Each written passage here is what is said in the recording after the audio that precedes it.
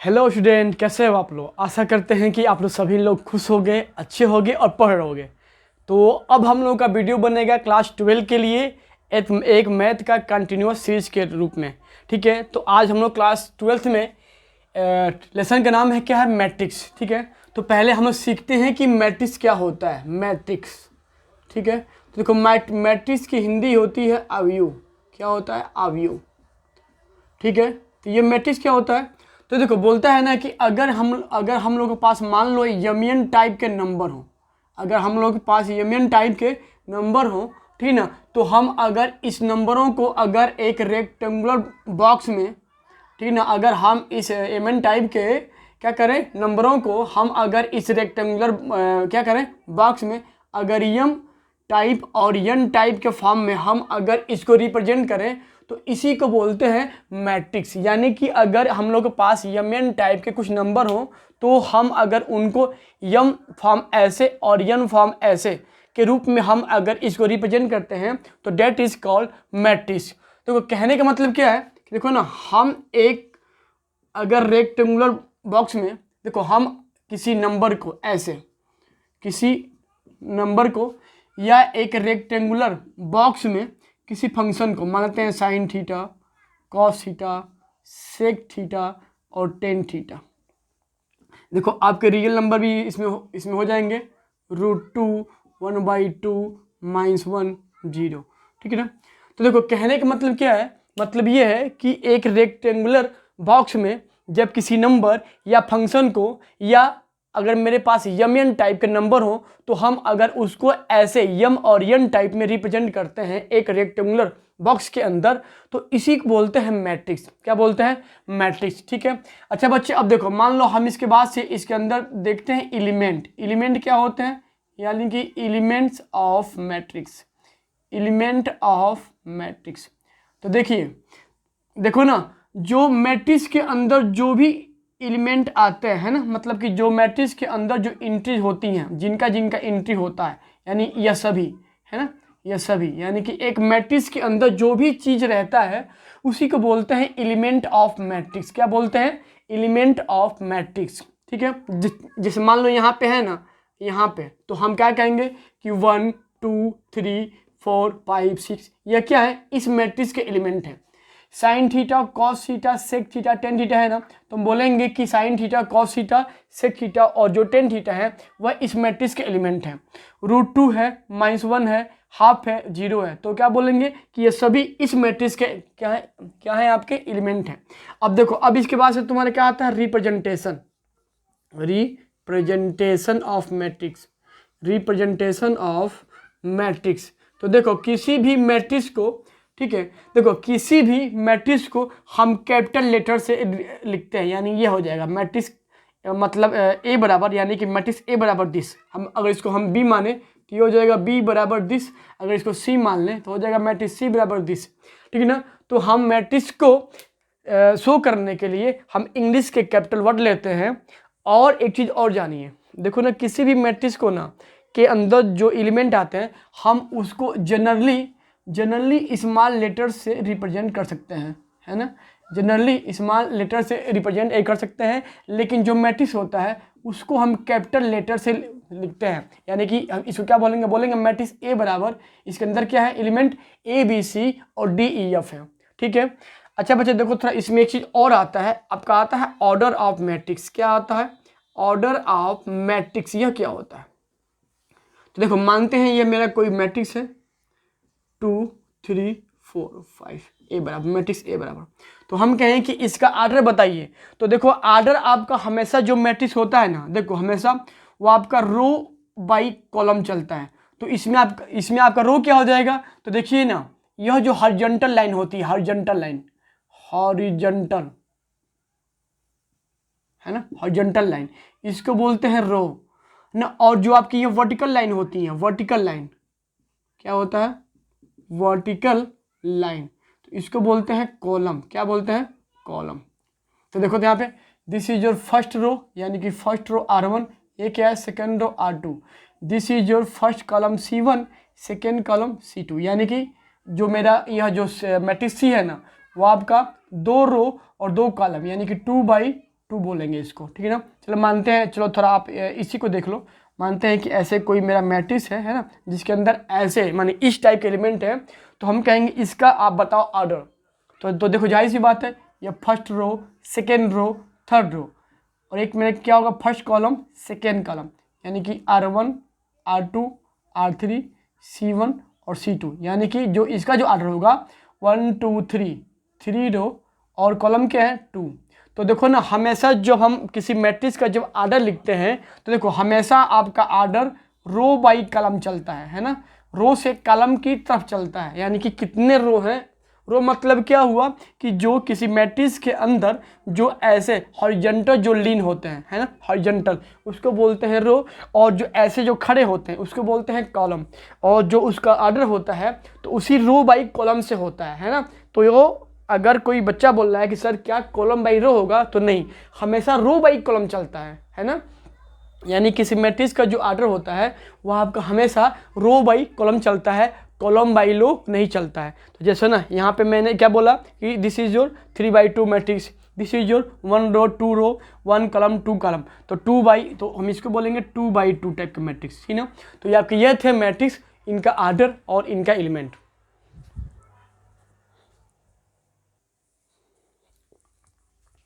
देखिए नेक्स्ट जो हम लोग का टॉपिक है ना, जो नेक्स्ट टॉपिक है वह आपका है total number of element in A matrix.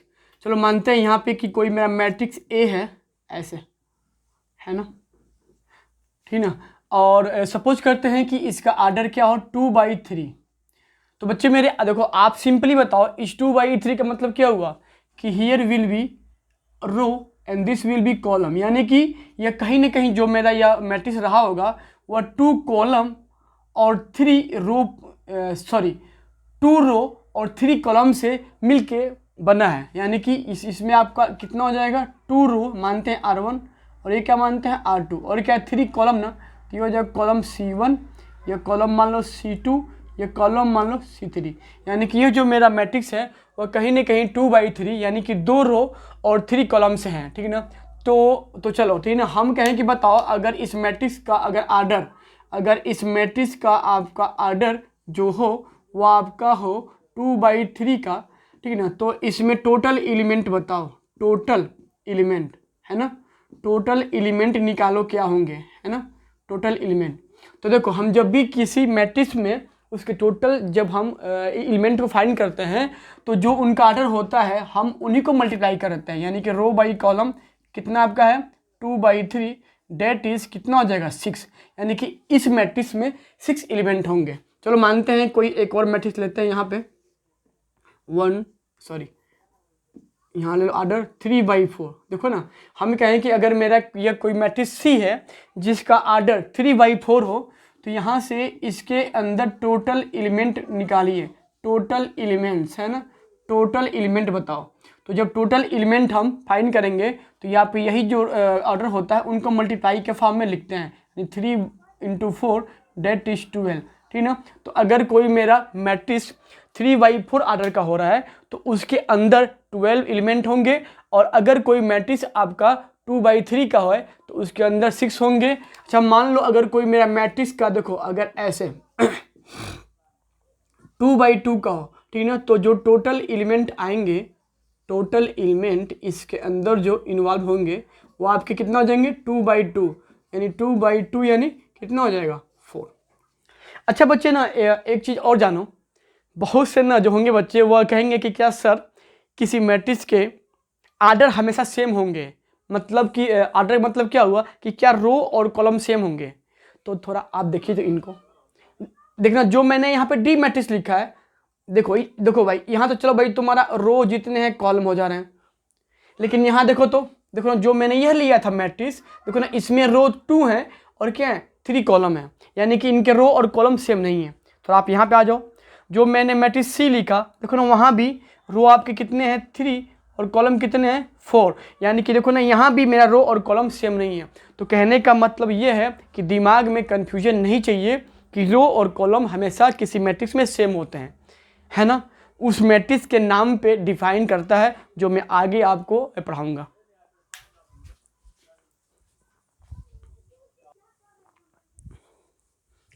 देखिए नेक्स्ट जो हम लोग का टॉपिक है वो आपका है रिप्रेजेंटेशन ऑफ मैट्रिक्स, है ना। यानी कि मैट्रिक्स को कैसे हम लिखेंगे और जो उसके अंदर एलिमेंट आएंगे, ठीक है ना, हम उसको एक्सपेंड कहाँ से कहाँ तक करेंगे, हम सीखने जा रहे हैं।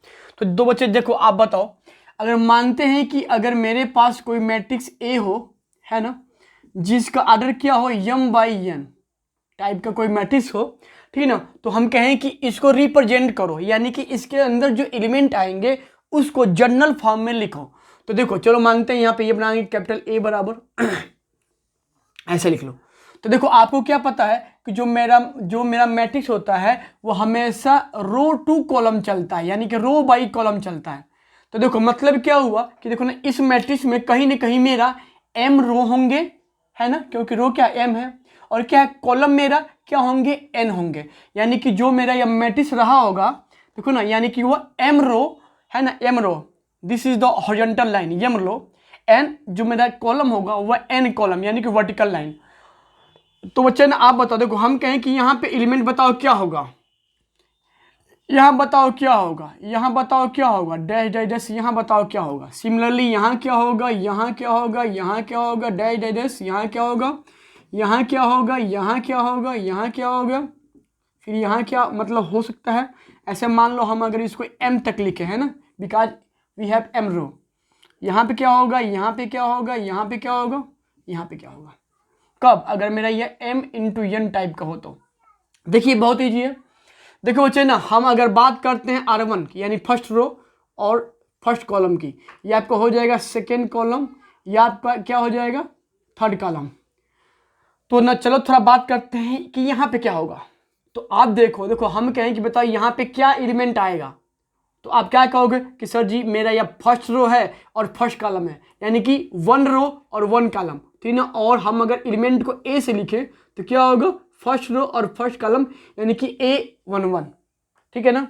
तो आप यहाँ पे तो this is also first row, यानी कि A1, और देखो तुम्हारे क्या सेकेंड कॉलम 1 2। चलो मानते हो कि हम देखो मानते हैं ना, हम अगर यहाँ पे लिखें तो this is your first row, यानी कि A1, और थर्ड कॉलम A3, ऐसे होता है।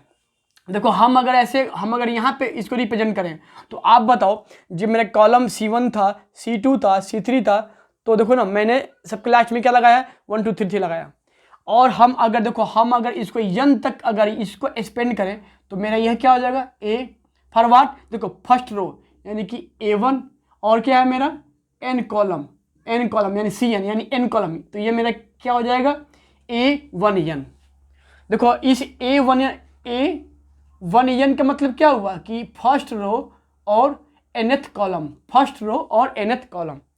देखो सिमिलरली हम अगर यहाँ पे आ जाएं R2 पे, यानी रो 2 पे, तो देखो तो हम अगर यहाँ पे एलिमेंट को लिखें तो मेरा क्या बनेगा, सेकेंड रो, यानी कि R2 लिखो सेकेंड रो, और देखो मेरा क्या होगा फर्स्ट कॉलम A1, यानी कि R21। हम अगर यहाँ पे लिखें तो मेरा क्या होगा, सेकेंड रो A2, यहाँ पे ए लिख दो, देखो A2 यानी सेकेंड रो और सेकेंड कॉलम A22। हम अगर यहाँ पे लिखें तो क्या होगा, सेकेंड रो यानी कि A2 और थर्ड कॉलम यानी A23। देखो ना ऐसे हम अगर यहाँ पे लिखें तो क्या होगा, सेकेंड रो यानी कि सेकेंड रो और nth कॉलम A2n। देखो ना हम अगर यहाँ पे लिखें R3 के लिए तो क्या होगा, ये मेरा हो जाएगा A क्या R3 ना, A3 और फर्स्ट कॉलम A31। अगर यहाँ लिखें तो A3 सेकेंड कॉलम A32। यहाँ पे लिखेंगे तो देखो थर्ड कॉलम और थर्ड रो और थर्ड कॉलम A33। तो हम अगर यहाँ पे लिखेंगे तो क्या होगा, थर्ड कॉलम है ना, क्या है थर्ड रो और n कॉलम यानी A3n। देखो ना मान लो हम अगर यहाँ पे लिखते हैं फॉरवर्ड mth रो के लिए, है ना, हम अगर इसको हम mth रो के लिए लिखें तो मेरा क्या होगा, देखो A क्या होगा फॉर mth रो AM, फिर क्या होगा फर्स्ट कॉलम AM1। हम अगर इसको लिखें तो क्या होगा mth row second column AM2, this is your AM, है ना, फॉर क्या mth रो, और क्या होगा थर्ड कॉलम डैश लगाओ, this will be your mth रो, और क्या होगा nth कॉलम AMN, ठीक है ना। तो हम ऐसे किसी मैट्रिक्स को रिप्रेजेंट करते हैं, ठीक है ना। देखो बच्चे थोड़ा सा इसको एक बार और हम लोग सीखते हैं।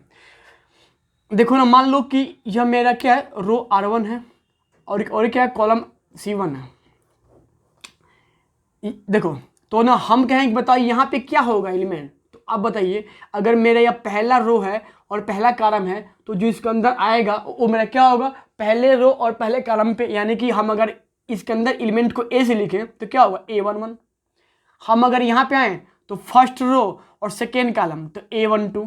देखो ना, मान लो अगर मुझको इसको बोलना है कि इसका मतलब क्या हुआ A32, तो देखो A32 का मतलब क्या हुआ कि देखो 3 तुम्हारे क्या है रो, 2 तुम्हारे क्या है कॉलम, मतलब कि तीसरे रो में सेकेंड कॉलम पे। तो आप देखो तीसरे रो में सेकेंड कॉलम पे, तो ये आपका हो जाएगा ऐसे, ठीक है ना। तो हम ऐसे जो मैट्रिक्स होते हैं हम उसके अंदर एलिमेंट को ऐसे सिंपली रिप्रेजेंट करते हैं। अच्छा बच्चे ना, आपके मन में होगा कि क्या हम देखो ना, हम अब इस जनरल फॉर्म को एक सिंपल फॉर्म में लिख नहीं पाते हैं। तो देखो ना, हम इसको एक सिंपल शॉर्ट फॉर्म में भी हम इसको रिप्रेजेंट करते हैं। कैसे, यहाँ लिखो, मैंने क्या लिखा था, ए लिखा था स्मॉल। तो देखो ना, हम अगर आई को मान लें, आई मेरा क्या होगा रो, कहाँ से कहाँ तक 1 2 3 m तक, और जे को मान लें क्या कॉलम, क्या मान लें कॉलम, कहाँ से कहाँ तक 1 2 3 n तक। तो ना देखो ना, हम इसी चीज को एक शॉर्ट फॉर्म में ऐसे लिखते हैं AIJ, और यहाँ लिख दो ऑर्डर लिख दो क्या M क्रॉस N, यानी कि देखो ना जो एलिमेंट है वह ith रो और jth कॉलम है, यानी क्या इसमें ith रो और jth कॉलम है। मतलब कि ना मैं इस रो को कहाँ से कहाँ तक 1 से लेके m तक स्पेंड करूँगा और इस j को मैं 1 से लेके n तक स्पेंड करूँगा। तो मैं इसको AIJ फॉर्म में ऐसे भी मैं इसको रिप्रेजेंट कर सकता हूँ।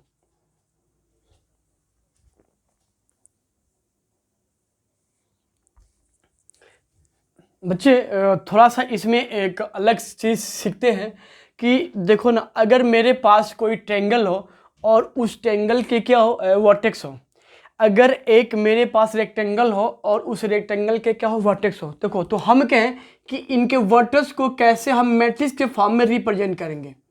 तो देखो आप यहाँ पे चाहो तो देखो हम बात कर रहे हैं केवल अभी इसके लिए।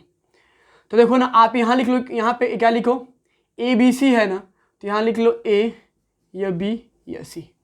देखो ये आपका है क्या 1 2, B आपका है क्या 2 3, ये आपका क्या हो जाएगा 4 5। तो ना देखो हम इसको ऐसे भी मैट्रिक्स के फॉर्म में हम लिख सकते हैं। अच्छा बच्चे आप बताओ, आप कहोगे कि क्या इसको किसी और रूप में भी लिख सकते हैं क्या, इसको कुछ और रूप में भी, तो हाँ हम इसको ऐसे भी लिख लेंगे क्या, मैट्रिक्स A बराबर, इसको ऐसे लिख लो। देखो ना जितने आपके हैं एक्स एक्सिस 1 2 4, तो 1 2 4, और जो भी आपके हैं वाई एक्सिस आप इसको ऐसे लिख लो 2 3 5। तो हम इसको ऐसे भी लिख सकते हैं। लेकिन देखो ना, हम जब इस चीज़ को जब हम ऐसे लिखेंगे तो this is were R1 R2 R1 R2 R3, ये आपका क्या है C1 C2, यानी कि this is your 3/2 type matrix, ठीक है ना। लेकिन ना हम जब अगर इसी को ऐसे लिखें, इसको मान लो A हो जाएगा या B या C। भाई यहाँ पे आप देखो ना, जो मेरा वर्टेक्स A था क्या था 1 2, जो मेरा B है 2 3, C क्या 4 5, ठीक ना। लेकिन जो इसका जो अब ऑर्डर बनेगा वो आपका 1 रो 2 कॉलम, यानी कि 1 रो और 2 रो, यानी कि 2 1 2 3 कॉलम, यानी 2/3, ठीक है ना। तो हम ऐसे भी मतलब किसी ट्रायंगल का जो वर्टेक्स होता है या किसी पॉइंट, मान लो कोई लाइन में कोई 2-3 पॉइंट हैं या कोई क्या एक रेक्टेंगल है, तो हम उसको भी चलो मानते हैं, हम अगर इसको मैट्रिक्स में लिखें तो लिखेंगे मैट्रिक्स B बराबर, अगर B मानते हैं मैट्रिक्स हो तो चलो देखो आप इसको ऐसे लिख लो SRQP। भाई SRQP तो भाई तो तुम्हारा क्या है जो पॉइंट है, यानी कि जो मेरा क्या वर्टेक्स है।